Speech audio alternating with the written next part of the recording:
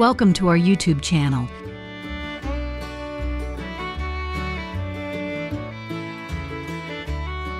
Today we will show you the process of growing and harvesting rice in Taiwan, from planting to harvesting.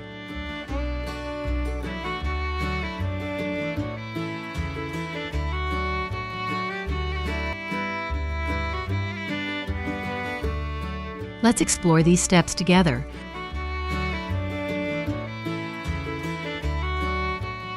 The rice cultivation process begins with selecting and preparing high-quality seeds. The chosen seeds are then soaked in water.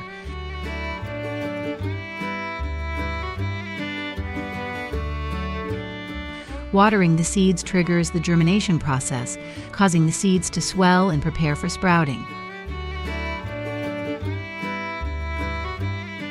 The soaked seeds are then drained and allowed to rest in a warm, humid environment to encourage further germination.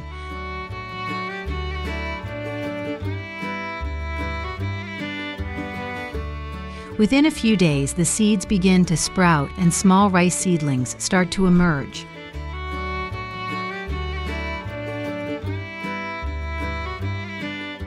These trays are carefully monitored to ensure optimal growth conditions. The seedlings are still fragile at this stage and need to be handled with great care.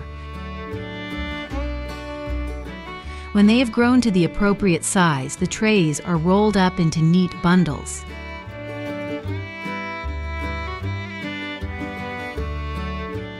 These bundles are then placed onto conveyor belts that transport them to the fields. This transportation process is a critical phase as it ensures that the seedlings reach the fields without damage and are ready for the next step in the cultivation process. Once the seedlings are ready and transported to the fields, they are carefully transplanted into the paddies.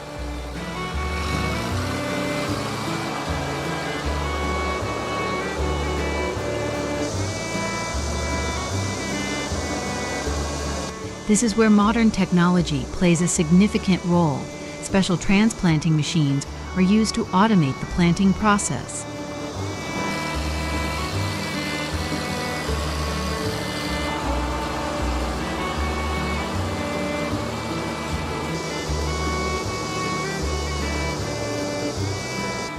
These machines take the seedlings from the trays and plant them in the muddy fields in evenly spaced rows. The precise spacing and depth at which the seedlings are planted are crucial for their growth.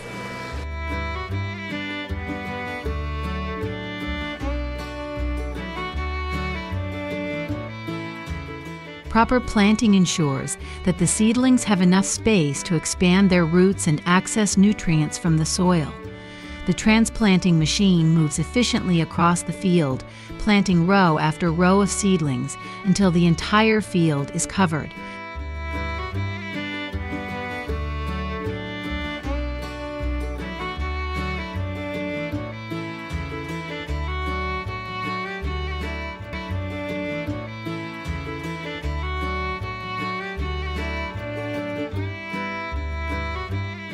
Once transplanted, the rice plants begin their growth phase.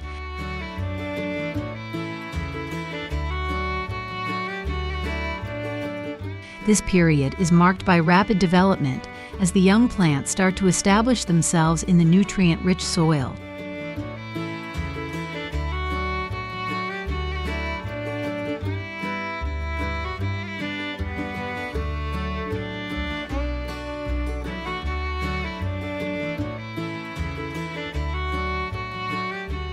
Farmers ensure that the fields are consistently flooded with water, as rice plants require a lot of moisture to grow properly.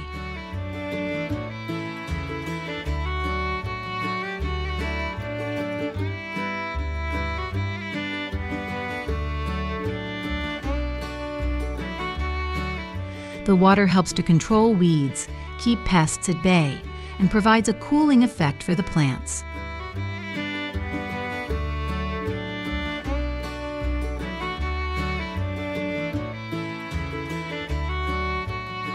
As the rice plants grow, they start to develop taller stalks and broader leaves.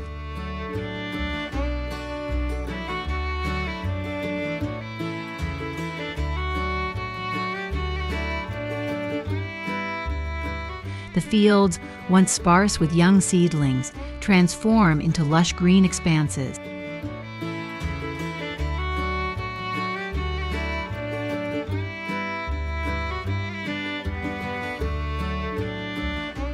As the rice plants continue to mature, the grains within start to develop.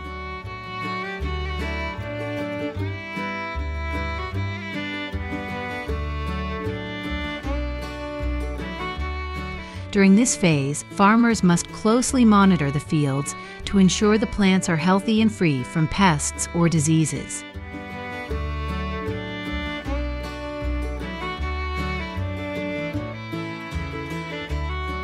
The color of the rice stalk starts to change from a vibrant green to a golden yellow, signaling that the grains are ripening and will soon be ready for harvest.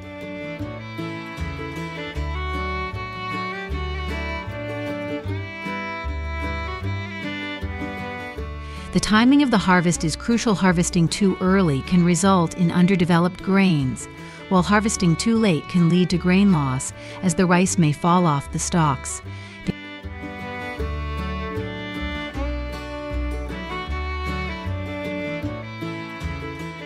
When the rice plants have reached full maturity, it's time for harvesting.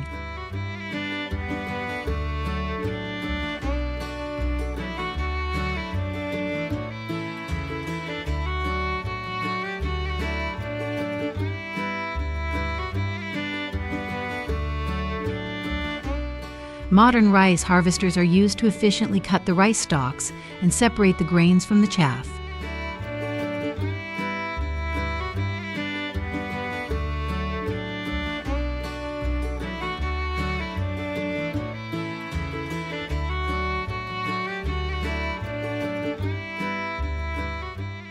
These machines are designed to perform multiple functions. In one pass, they cut the stalks, thresh the grains, and collect them into a holding bin.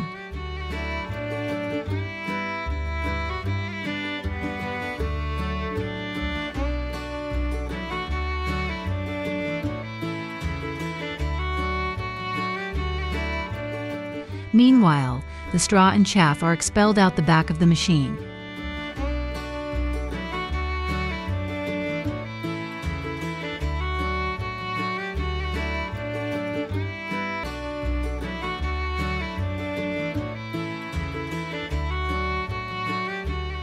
After the rice grains are collected by the harvesting machines, they undergo an initial cleaning process to remove any large debris or impurities.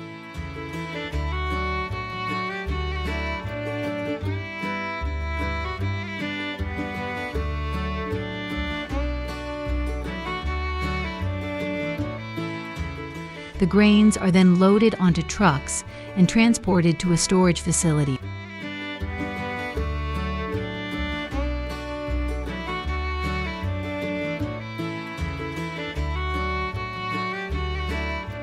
This stage, the rice still has its outer husk, along with small stones, bits of soil, and other foreign material that need to be removed.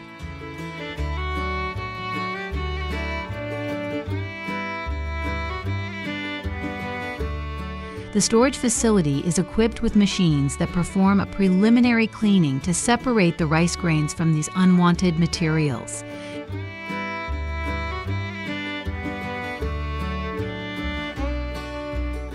At the storage facility, the rice undergoes further processing to remove the outer husk and polish the grains.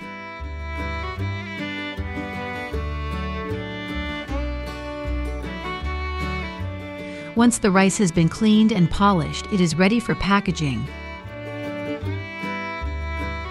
The grains are carefully measured and placed into bags of various sizes.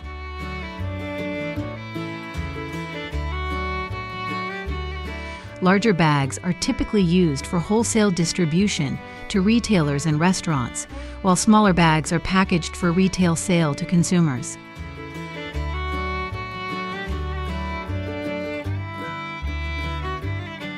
The packaging process ensures that the rice is sealed tightly to maintain its freshness and quality.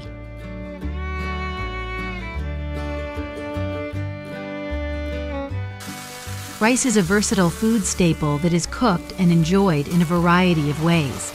In Taiwan, as in many other cultures, rice is typically cooked by steaming.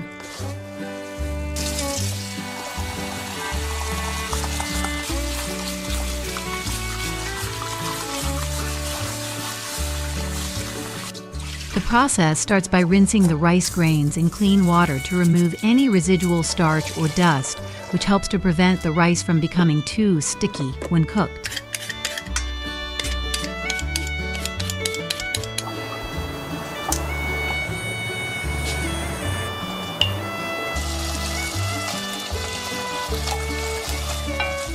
The washed rice is then placed in a rice cooker. Water is added according to the desired texture, and the cooker is turned on.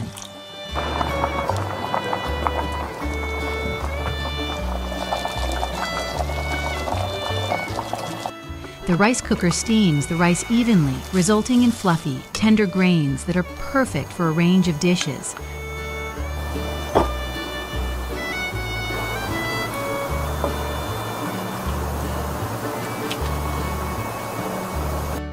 The process of growing, harvesting, and preparing rice in Taiwan is a complex and fascinating journey that combines traditional agricultural methods with modern technology.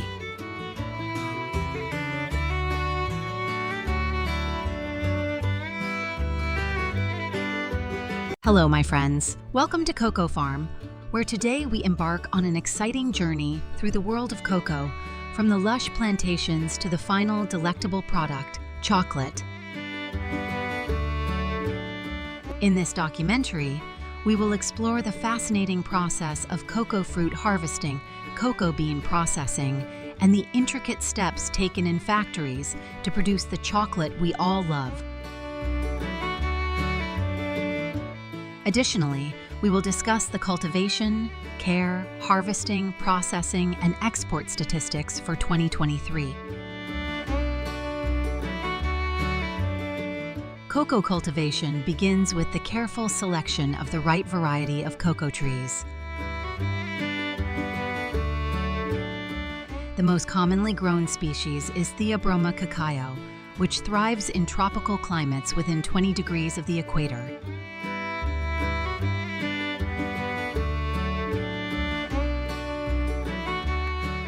The cultivation process starts with planting cocoa seeds in nurseries, where they are nurtured until they are strong enough to be transplanted to the main plantation. Cocoa trees require rich, well-drained soils and regular rainfall to flourish. Farmers often plant shade trees alongside cocoa plants to protect them from direct sunlight and maintain the right humidity levels. These shade trees also contribute to the biodiversity of the plantation, promoting a healthier ecosystem. Once transplanted, cocoa trees need consistent care, which includes regular pruning to remove dead or diseased branches, mulching to retain soil moisture, and applying organic fertilizers to enrich the soil. Pest and disease management is crucial, as cocoa trees are susceptible to various pests, such as cocoa pod borers and diseases like black pod disease.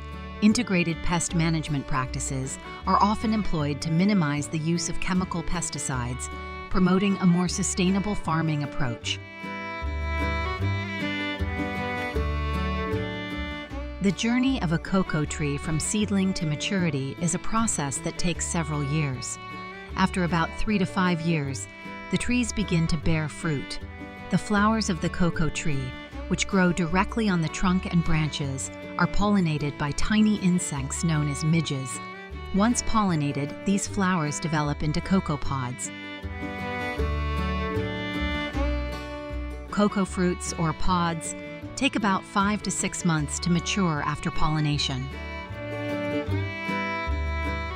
The color of the pods varies depending on the variety of the cocoa tree, ranging from green to yellow to reddish hues.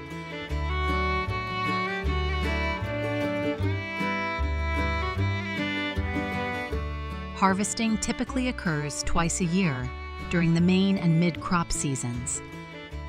Farmers use sharp machetes to cut the ripe pods from the trees, ensuring they do not damage the branches, which would affect future yields. The timing of the harvest is crucial, as overripe pods can lead to poor quality beans. Once harvested, the pods are gathered and opened to extract the precious cocoa beans. Each pod contains 20 to 50 beans, encased in a sweet white pulp. The beans and pulp are scooped out and placed in containers for the next crucial step. Almond placed in containers for the next crucial step. Fermentation is a vital process that develops the bean's flavor. The extracted beans and pulp are placed in shallow wooden boxes or baskets and covered with banana leaves. Fermentation usually lasts for 5 to 7 days, during which the pulp liquefies and the beans undergo biochemical changes. These changes are essential for developing the bean's characteristic chocolate flavor. After fermentation, the beans are spread out under the sun to dry. This drying process can take 1 to 2 weeks depending on weather conditions. During drying, the beans are regularly turned to ensure even drying and prevent mold growth. Properly dried beans will have a moisture content of about 7%, making them ready for the next stage processing. The dried cocoa beans are then cleaned and roasted to enhance their flavor and aroma. Roasting temperatures and times vary depending on the desired flavor profile, but typically, beans are roasted at temperatures between 250 to 350 degrees Fahrenheit for 30 to 60 minutes. The roasting process not only develops the flavor but also sterilizes the beans, making them safe for consumption. After roasting, the beans are cracked and winnowed to remove the outer shell, leaving behind the cocoa nibs. These nibs are then ground into a thick paste known as cocoa liquor or cocoa mass. Cocoa liquor is the primary ingredient for making chocolate, and it can be further processed into cocoa powder and cocoa butter. In factories, the cocoa liquor is mixed with other ingredients such as sugar, milk, and additional cocoa butter to make different types of chocolate. The mixture is then refined to achieve a smooth texture. This refining process involves passing the mixture through a series of rollers to reduce particle size. The next step is conching, where the chocolate mixture is continuously mixed and aerated to develop its flavor and smoothness. Conching can last anywhere from a few hours to several days, depending on the desired quality of the chocolate.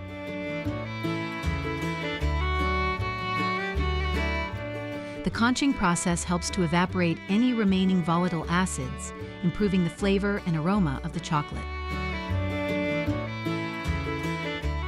Once conching is complete, the chocolate is tempered to ensure it has the right crystalline structure, giving it a glossy finish and a satisfying snap when broken.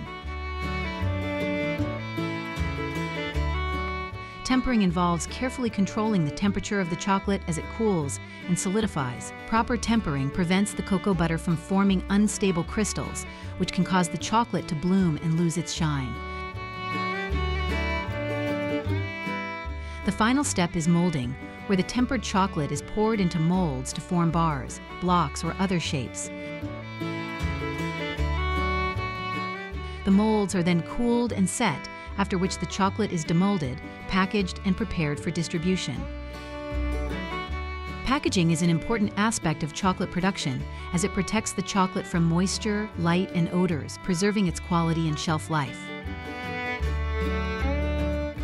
The final step is molding, where the tempered chocolate is poured into molds to form bars, blocks, or other shapes. The molds are then cooled and set, after which the chocolate is demolded, packaged, and prepared for distribution.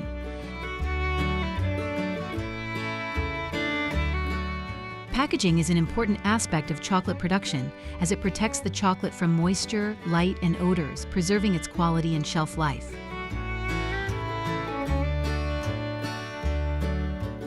In terms of chocolate exports, the market value soared to over $56 billion in 2023. The leading exporters of chocolate include Germany, Belgium, and Switzerland, renowned for their high-quality chocolate products.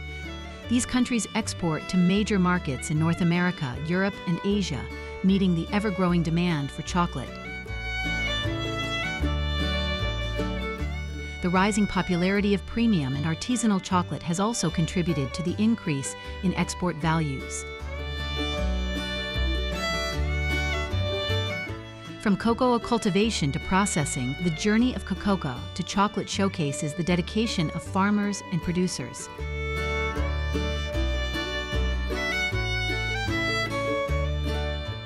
Understanding this process helps us appreciate chocolate and the efforts behind it.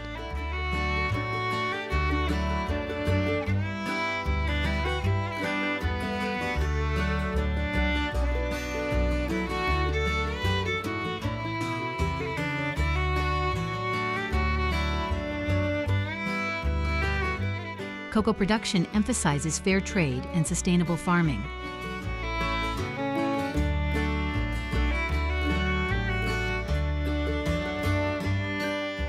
We hope you enjoyed this journey. Stay tuned for more documentaries on agriculture and food. Thank you for watching, and don't forget to like, comment, and subscribe.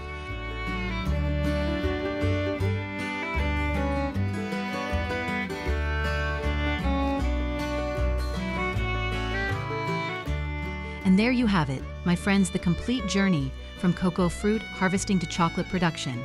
Thank you for joining us on Cocoa Farm. Until next time,